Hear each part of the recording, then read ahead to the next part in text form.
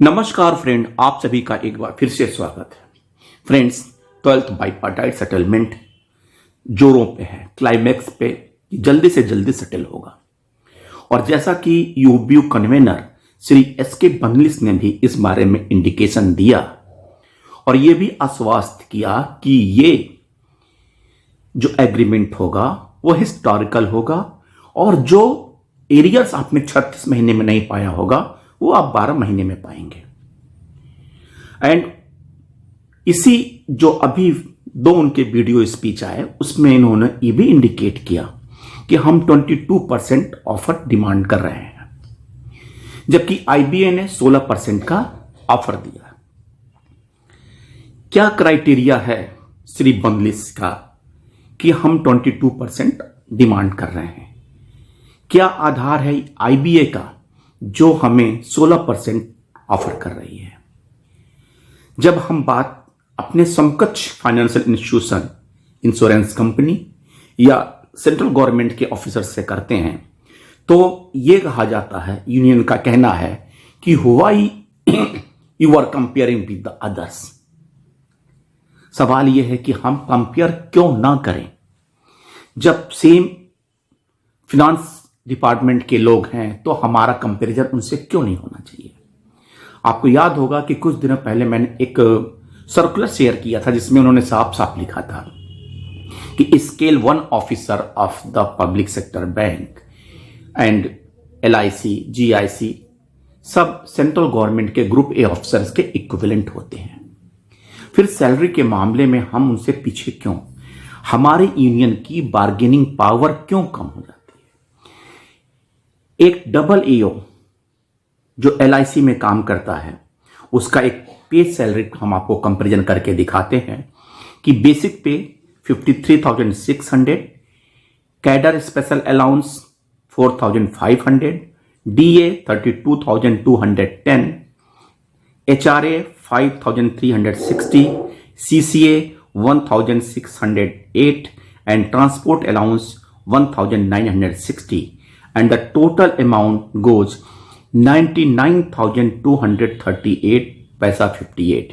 Reduction की बात हम नहीं करते। एलआईसी का स्केल 1 ऑफिसर्स बैंक के स्केल 2 ऑफिसर्स से भी ज्यादा सैलरी उठाता है। So a bank scale 2 officer getting lesser than LIC assistant administrative officer equivalent to scale 1 of the bank officers. Basic pay 48,170, DA 23,362, special allowance 7,899, DA on special allowance 3,832, total gross 83,253। यहां पे आप compare करके देखिए कि अगर हमारा scale 2 officer उनके scale of 1 officer से कम पाता है, और जहां तक जॉब रिस्क की बात है तो बैंकिंग जॉब में इनिशियली से स्टार्ट होके एंड तक केवल रिस्क ही रिस्क है।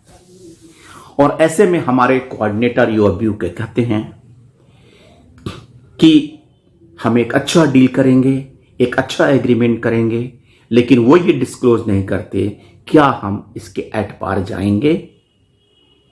जबकि ऑफिसर्स के चार्टर ऑफ डिमांड में एक बात जरूर लिखी है कि हम चाहते हैं कि पैरिटी हो हमारे समकक्ष एलआईसी के इंश्योरेंस ऑफिसर्स के। फिर बात कहां पे रुक जाती है?